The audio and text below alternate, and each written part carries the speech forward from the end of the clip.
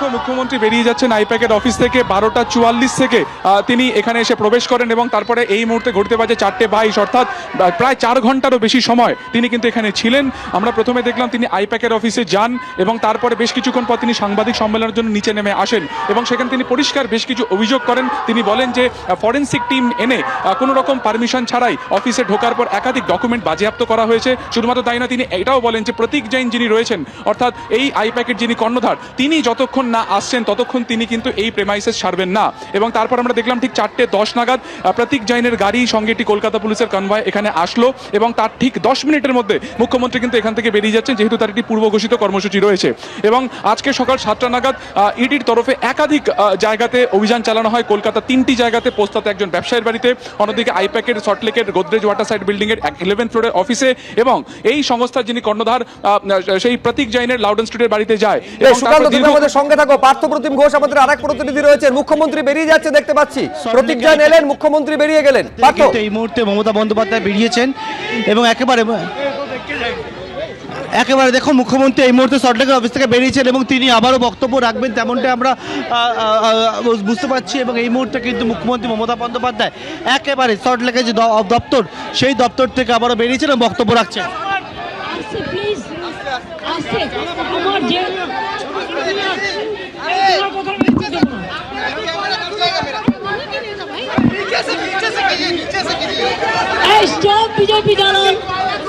আমি কিন্তু বলবো না either stop them, either stop them.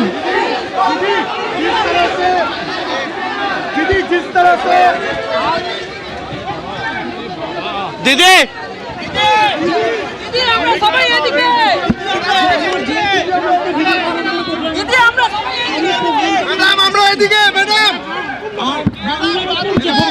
করেছে এই হামলার প্রত্যুত্তর জনগণ দেবে, এটা আমি বিশ্বাস করি।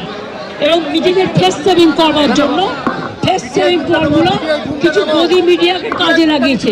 সেই গদি মিডিয়ার ডিটেলসটাও আমরা নজর রাখছি এবং যেটা সত্য আমরা সেটা সত্য সবসময় সত্যানুসন্ধান করতে দেবো। কিন্তু অসত্য কথা যারা বলেছে বিজেপির কথা শিখিয়ে তাদের বিরুদ্ধে ডিফামেশন করার দায়িত্ব আমার। इलेक्शन को सामने रख के किया जा रहा है, इलेक्शन को सामने रख के किया जा रहा है। दीदी आभार के कने আসছেন दीदी আপনারা অভিযোগ করছেন।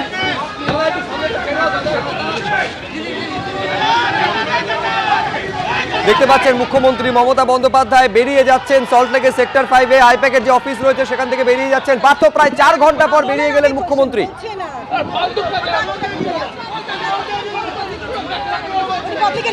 একেবারে দেখো মুখ্যমন্ত্রী মমতা বন্দ্যোপাধ্যায় এই মুহূর্তে কিন্তু বেরিয়ে যাচ্ছেন।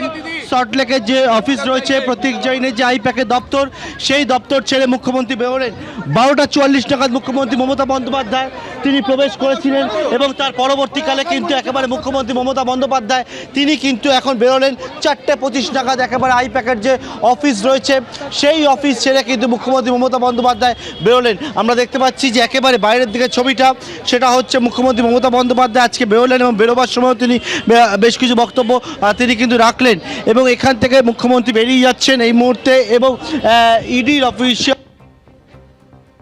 সেখানে তল্লাশিতে আসেন। 12:44 নাগাদ মুখ্যমন্ত্রী মমতা বন্দ্যোপাধ্যায় সল্টলেকের সেক্টর 5-এ যে দপ্তর রয়েছে সেই দপ্তরে মুখ্যমন্ত্রী চলে আসেন এবং আসার পর মুখ্যমন্ত্রী এখানে ছিলেন 4:25 ঘড়ির কাঁটায়। এই মুহূর্তে কিন্তু মুখ্যমন্ত্রী মমতা বন্দ্যোপাধ্যায় কনভয় এই যে সল্টলেক সেক্টর 5-এ যে দপ্তর রয়েছে আইপ্যাকের দপ্তর, সেই দপ্তর ছেড়ে বেরোলেন মুখ্যমন্ত্রী মমতা বন্দ্যোপাধ্যায়। একেবারে পার্থ তুমি আমাদের সঙ্গে থাকো। প্রায় 4 ঘন্টা পর মুখ্যমন্ত্রী মমতা বন্দ্যোপাধ্যায় সল্টলেকের সেক্টর 5-এ আইপ্যাকের অফিস ছাড়লেন। আমি প্রোগ্রামটা করে আসছি আর বাংলার উপর যে হামলা ওরা করেছে এই হামলার প্রত্যুত্তর জনগণ দেবে, এটা আমি বিশ্বাস করি। এবং নিজেদের ফেস সেভিং করবার জন্য ফেস সেভিং ফর্মুলা কিছু গদি মিডিয়াকে কাজে লাগিয়েছে। সেই গদি মিডিয়ার ডিটেলসটাও আমরা নজর রাখছি এবং যেটা সত্য আমরা সেটা সত্য সবসময় সত্যানুসন্ধান করতে দেবো। কিন্তু অসত্য কথা যারা বলেছে বিজেপির তিনি কিন্তু বেরোচ্ছেন ভেতর প্রবেশ করার সময় কিন্তু মুখ্যমন্ত্রীর হাতে ফাইল মুখ্যমন্ত্রী ছিল না। মমতা বন্দ্যোপাধ্যায় তিনি বেরিয়ে গেলেন সল্টলেকের সেক্টর 5 এ আইপ্যাকের অফিস থেকে। এর আগেই জানিয়েছিলেন যে যতক্ষণ প্রতীক জৈন না আসবেন তিনি সেখানে থাকবেন। কিছুক্ষণ আগে প্রতীক জৈন যিনি হচ্ছেন আইপ্যাকের কর্ণধার, তিনি লাউডন স্ট্রিটে তার বাড়ি থেকে অফিসে এসেছেন এবং তারপরে মমতা বন্দ্যোপাধ্যায় বেরিয়ে গেলেন। ওই বাত নিয়ে এসে রাখ মাইক পে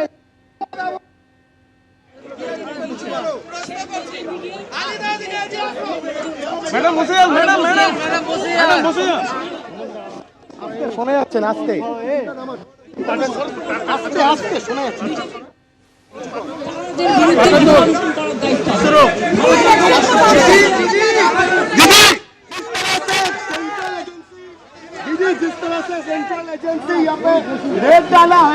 এবিপি আনন্দ, এগিয়ে থাকে, এগিয়ে রাখে।